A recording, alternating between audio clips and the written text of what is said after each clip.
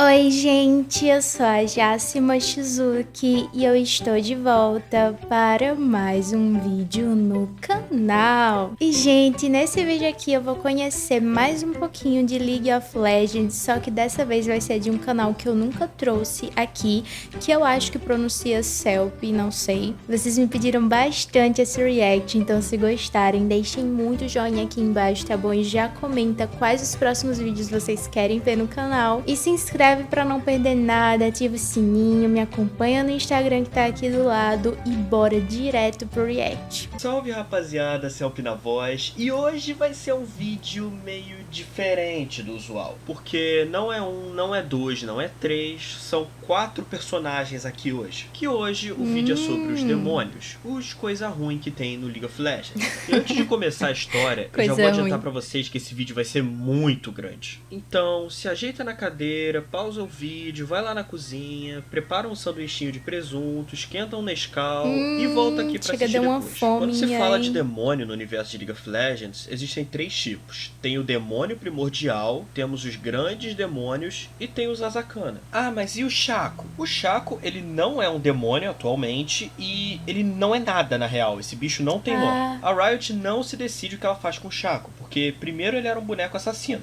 Depois ele virou um demônio. Depois ele deixou de ser demônio. Aí ele voltou a ser demônio e deixou de ser demônio de novo. A biografia do Shaco, além de parecer que foi escrita em 2 minutos, não fala absolutamente nada do personagem. E a página de lore dele tá tão desatualizada que o resumo da biografia diz uma coisa e a própria biografia diz outra. O Shaco, ele tá num limbo tão grande que uma parte da comunidade de lore nem sequer considera ele canônico. Dito isso, vamos começar aqui então. Há muito tempo atrás, quando Runeterra ainda estava se formando, surgiu o reino espiritual e em seguida surgiram algumas entidades desse mundo. Dentre essas entidades, a gente tem o Homem Pálido de Cabelos Negros, que viria a se tornar os Kindred. A gente tem Nagakaburus, a deusa Kraken, que é adorada pela Illaoi. E a gente tem o que futuramente viriam a ser os demônios, que se alimentam de energias ruins dos humanos. Os demônios que foram surgindo ao longo do tempo, eles não nasceram na forma que eles estão no game. No começo, a grande maioria era mais uma presença, uma forma primordial do que um ser propriamente dito. Dentre eles, o grande demônio primordial, a primeira entre essas criaturas a aparecer, aquele que surgiu do primeiro grito da criação, que viu com seus próprios olhos a entidade da morte antes dela se dividir, foi Fiddlesticks. Ele foi o primeiro e em seguida começaram a aparecer os outros. Essa imagem aqui que saiu junto com o rework do Fiddlesticks, que tá numa qualidade incrível e super legível, é um estudo sobre os demônios que foi encontrado quando Noxus invadiu a fortaleza de Fyrelore. E como vocês podem ver, o demônio do medo, que seria o Fiddlesticks, está acima de todos. Em seguida vem os outros demônios e em seguida vem os Azakana, que são uns bichos bem bosta comparado com os grandes demônios. Cada uma dessas criaturas se alimenta de uma energia humana diferente e, portanto, elas usam métodos diferentes para conseguir seu alimento. Ai, do Exorcist. Me chame de demônio.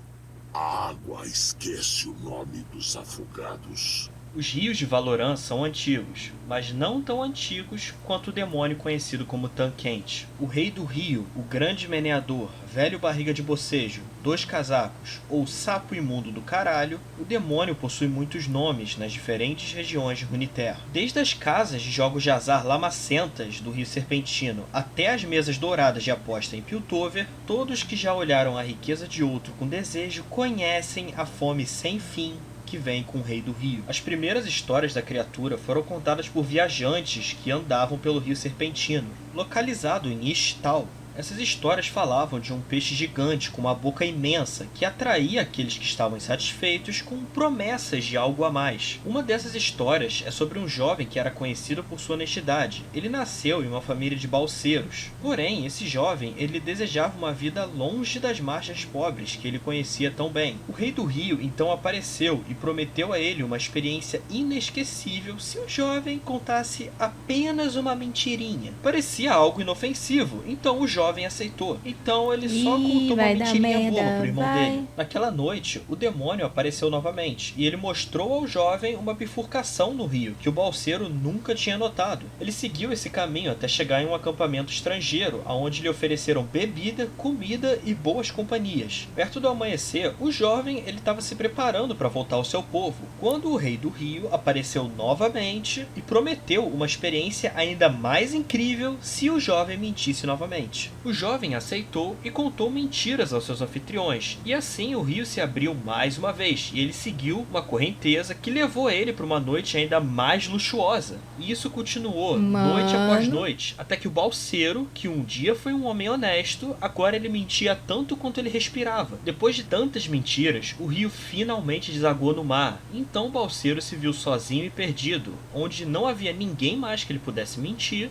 e ele não tinha mais como voltar para casa. A história de Tânquente ficou tão popular que diversas casas de apostas passaram a usar a criatura como um símbolo, e quando Sentina começou a negociar com Piltover, as histórias se espalharam para a Cidade do Progresso. Em Piltover e Zaun é onde Tânquente é conhecido como Dois Casacos, porque segundo as crianças, o peixe é tão grande que ele precisa de 2 jaquetas costuradas juntas para conseguir cobrir o próprio corpo.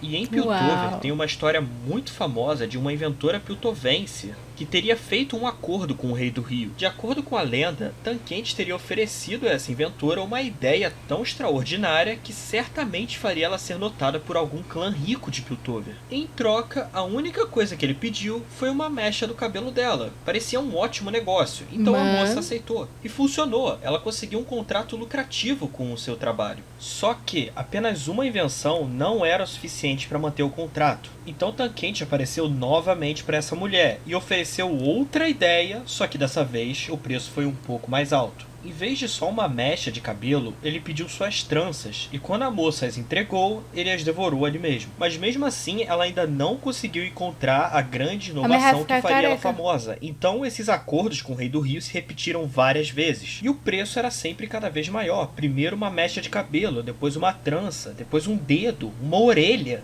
Até que chegou uma hora que a moça já não tinha mais nada para dar. Então ela só se ajoelhou e implorou pro demônio que fizesse aquilo parar. Tânquete riu e falou que a protegeria de si mesma. E então a engoliu viva. As lendas e histórias sobre a mulher o rei do saiu rio dando são orelha, incontáveis, dedo, como mas todos assim? que as Até conhecem o cabelo tava de sabem boa. de uma coisa: não importa o quão tentadoras as ofertas de Tânquente pareçam, nunca faça acordos com o rei do rio. Isso. Já aprendi. Chora pra mim, meu amor. As Guerras Rúnicas foi uma das maiores catástrofes que já aconteceu em Runeterra. E ela só aconteceu porque o Gadão Guerreiro aqui fez o favor de estourar as Ilhas das Bênçãos. Com a queda da cidade de Hellia, a antiga capital da Ilha das Bênçãos, diversos artefatos poderosos começaram a cair em mãos erradas. E as tensões políticas de diversas nações naquela época só cresceram, porque seus líderes não confiavam uns nos outros para manter controle sobre esses artefatos e sobre as runas do mundo, que são as runas que o Ryze tanto anda caçando. Eventualmente, toda essa tensão política acabou resultando em uma guerra que marcou Runeterra para sempre, causando um sofrimento em massa que o mundo nunca tinha visto antes, e fortalecendo a criatura ancestral que viria a ser conhecido como Evelyn. Não, assim não. Para. A figura que hoje atende como Evelyn é um dos demônios primordiais, que até o momento não tinha forma, ela era só uma energia, um resquício de sombra que viveu durante séculos. Quando a população de Runeterra começou a experienciar a dor, o sofrimento e a miséria, essa sombra se agitou. Essa criatura começou a devorar toda a dor e agonia de Runeterra durante as Guerras Rúnicas, e para ela, esses sentimentos geravam um prazer indescritível. Com o tempo, essa forma primordial acabou tornando-se um demônio completo, um parasita espiritual que se alimentava das mais profundas emoções humanas. Porém, eventualmente, as Guerras Rúnicas chegaram ao fim, e a Evelyn ficou desesperada, porque ela já tinha ficado viciada naquele prazer. Então, se o mundo não iria mais fornecer seu alimento, ela mesma teria que fabricá-lo.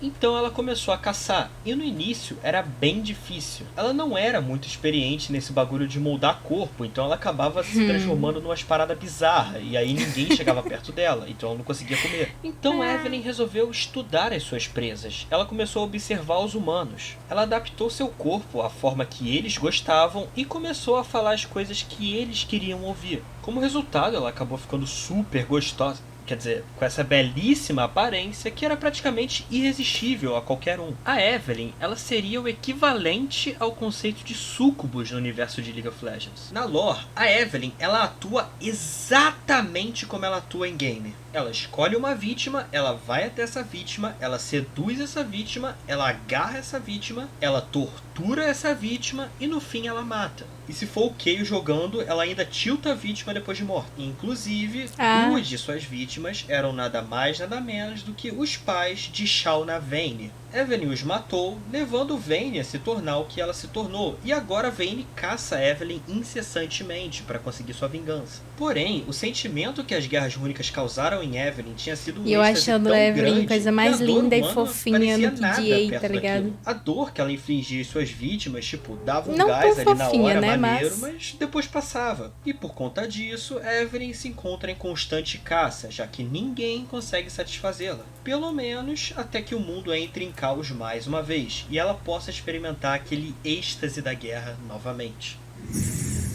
Ai, que susto! A magia das sombras praticada por Zed e seus seguidores é uma magia proibida. Tanto que antes do Zed se rebelar, os pergaminhos que continham esse conhecimento ficavam escondidos nas catacumbas do Templo Kinkou. Essa magia é proibida por um bom motivo, e esse motivo é Nocturne. Não se sabe ao certo se Nocturne, assim como Evelyn, é apenas uma presença que ganhou força durante as Guerras Rúnicas, ou se ele nasceu nesse período. Perto do fim das guerras, um grupo de magos, desesperados para conseguir qualquer vantagem sobre seus inimigos, deixaram seus corpos mortais de lado e começaram a entrar no reino espiritual. Eles passaram a perseguir uns aos outros não só no campo de batalha, mas em planos que eram formados por emoções e pensamentos subconscientes. Nesses planos, as leis da realidade física não existiam, e eles podiam lutar das formas mais malucas que eles podiam pensar. Existia um grupo de magos que era particularmente poderoso nessa área, e eram os Magos das Sombras. Esses magos, eles dominaram o plano espiritual por um período de tempo e lançaram o reino dos espíritos numa escuridão. Só que quando eles fizeram isso, eles acabaram fazendo uma merda, porque o pensamento de todo mundo acabou sendo tocado por essa escuridão. Ela sugou a vontade das pessoas e infectou seus sonhos com medos sem nome que os atormentavam dia e noite. Muita gente acabou ficando insana por causa desse tormento e acabou cometendo atos horríveis contra suas próprias famílias. Todo esse sofrimento, somado à magia das sombras, acabou sendo combustível para a criação de uma criatura fantasmagórica chamada Nocturne. Nocturne não compreendia bondade, honra ou nobreza, ele era a representação do terror sem qualquer tipo de restrição para se controlar. E Nocturne, ele nasceu com muita raiva, porque ele literalmente avançou nos magos que criaram ele e saiu rasgando todo mundo. Tempo não significava nada no reino dos espíritos, porém ainda assim o Nocturne prolongava as suas caçadas. Ele gostava muito de saborear a angústia de sua presa antes de finalizá-la. Acabou que no fim não restou ninguém lá dentro e também ninguém queria entrar mais lá. Por conta disso, todo o conhecimento que existia sobre magia sombria foi escondido, e a sua prática foi proibida sob pena de morte em diversos lugares. Nocturne acabou ficando preso no reino espiritual e ele começou a passar fome, porque quase ninguém passava por lá. Até que ele finalmente encontrou uma forma de se manifestar no mundo real, através dos sonhos. Atraído por corrente de magia que corriam os dois reinos, Nocturne começou a transformar belos sonhos em terríveis pesadelos. Nocturne acabou se tornando um reflexo dos medos mais primais de todo o mundo de Runeterra. Eventualmente, Nocturne acabou cruzando com um homem chamado Fócia, que era bisavô do Garen da Lux. Os dois lutaram e Fócia conseguiu derrotar Nocturne, mas não matá-lo. Ele apenas mandou Nocturne de volta para a escuridão e Nocturne passou um tempo nas sombras se recuperando da batalha. Eventualmente, ele retorna para atacar Demacia mais uma vez. Certo dia, Lux viajou para o Monte Vala a fim de prestar homenagem ao seu bisavô. Chegando lá, ela foi recepcionada por uma mulher chamada Pernille. Pernille fala que o filho da da magistrada Giselle, a responsável por aquela região, desapareceu, e que muita gente acha que isso é obra de um mago das sombras. A Lux então pergunta por que o pessoal tá achando isso, e a Pernille responde: vai Nossa, dormir, vai que coisa amanhã a gente horrorosa, pelo conversa. amor de Deus. Só que aconteceu uma coisa muito estranha naquela noite. A Lux começou a ter pesadelo atrás de pesadelo e não conseguiu dormir. Nem ela, nem ninguém no Monte Vala e nem seu próprio cavalo. Foi então que Lux percebeu que Até o algo naquela cavalo, cidade véi. estava muito errado. Então ela pegou seu cavalo e viajou em direção ao túmulo de seu bisavô.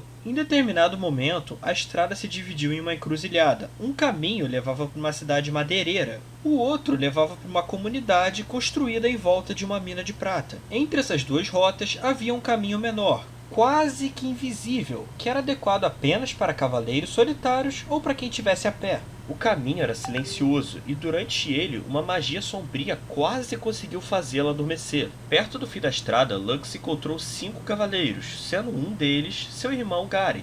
Por conta dos relatos de atividade paranormal no lugar e do moleque desaparecido, Garen reuniu 4 cavaleiros da vanguarda destemida e eles estavam lá para investigar isso. E a Lux, ela tinha falado que estava lá para visitar o túmulo do bisavô, só que isso era só desculpinha. Ela estava lá para tentar aprender mais sobre seu poder. Eles então começaram a escutar os gritos de uma multidão raivosa vindo perto da praça do mercado. Quando eles chegaram lá, a magistrada Giselle estava puta da vida e tinha um homem que estava prestes a ser executado, sob a acusação de ter matado sua própria família e seus vizinhos. O homem berrava, gritando que o que ele matou não eram pessoas, eram monstros. Lux e Garen se aproximaram e a Lux até conseguiu retardar um pouco o processo e tentou conversar com ele para conseguir mais informações. Só que a Giselle estava puta da vida, porque ela achava que ele também tinha matado o filho dela, porque, segundo ela, o filho dela era diferente. Diferente Oxi. como? Vocês estão ligados o que é ser diferente em Demacia, né? Então, Garen então fala que já ouviu o suficiente, e ele ergue sua espada e ele mesmo mata o homem. A cabeça do homem rolou até os pés da magistrada, e delas começou a sair uma fumaça fantasmagórica que tomou forma. A criatura então se lançou contra Giselle, fazendo com que ela caísse de joelhos, chorando aterrorizada. Lux também caiu de joelhos, porque ela estava tendo visões sobre seus maiores medos. Todos os cidadãos ali presentes então começaram a cair um por um, e de dentro de seus corpos começou a vazar uma fumaça espectral que foi tomando formas. E cada fumaça que saía de cada corpo tomava forma de algo diferente. Algumas tinham forma de guerreiros noxianos, outras tinham forma de aranha, outras tinham forma de dragão. Nocturne estava criando essas criaturas espectrais, moldando elas a partir do maior medo de cada um ali. Garen reuniu seus cavaleiros e eles começaram a enfrentar essas criaturas. A Lux olhou pro Garen e falou: seguinte, segura eles aí que eu já volto. E se dirigiu ao túmulo de seu bisavô, aquele que tinha lutado contra o próprio Nocturne. Quando ela chegou lá, o túmulo dele estava rodeado de sombras e o cavalo não quis entrar. Então Lux desceu e foi sozinha.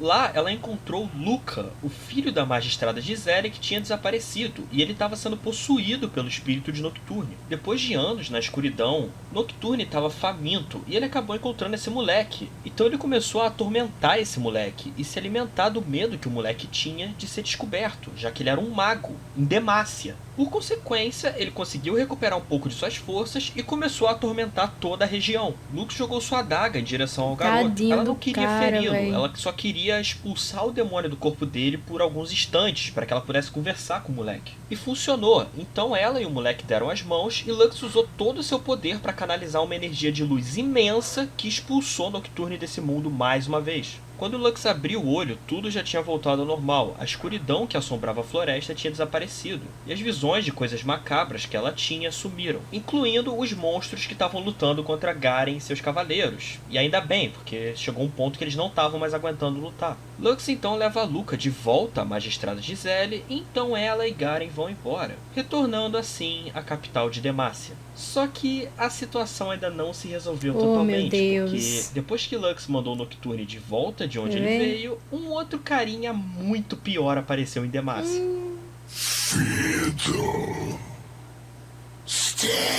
Ai, meu Deus, muito pior mesmo.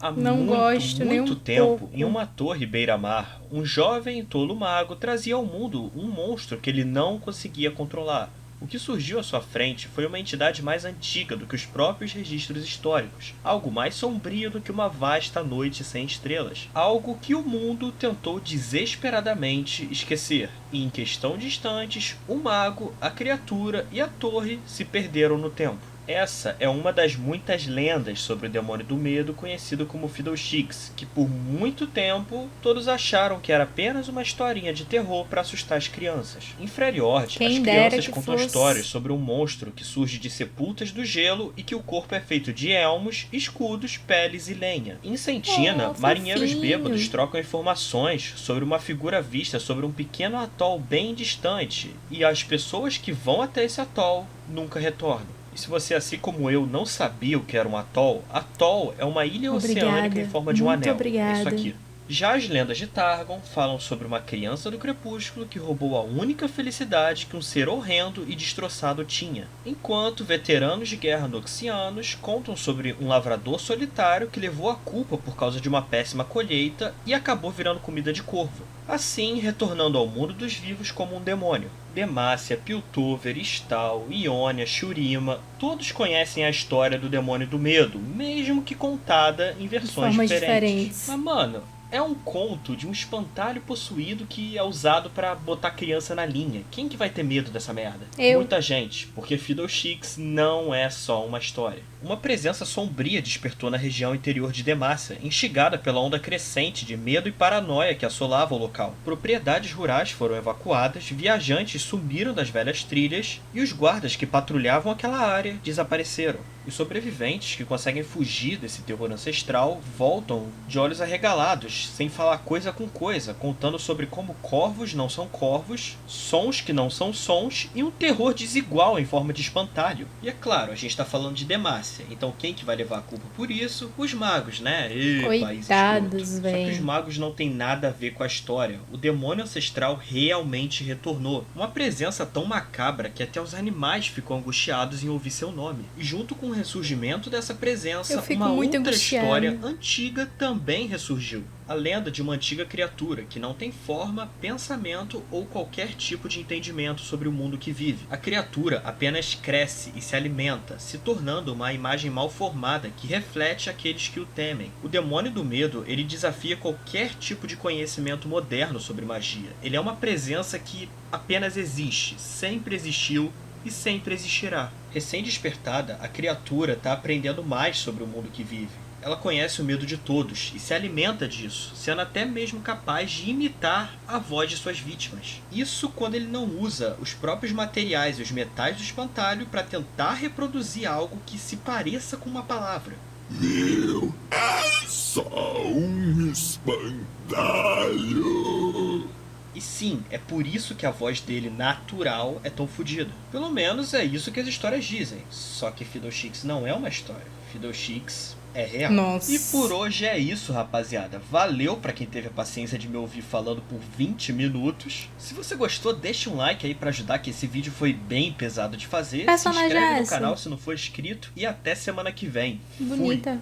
Mais uma vez, não consigo explicar pra vocês como dá agonia na minha alma ouvir a voz do Fiddle, de verdade, tipo, não dá.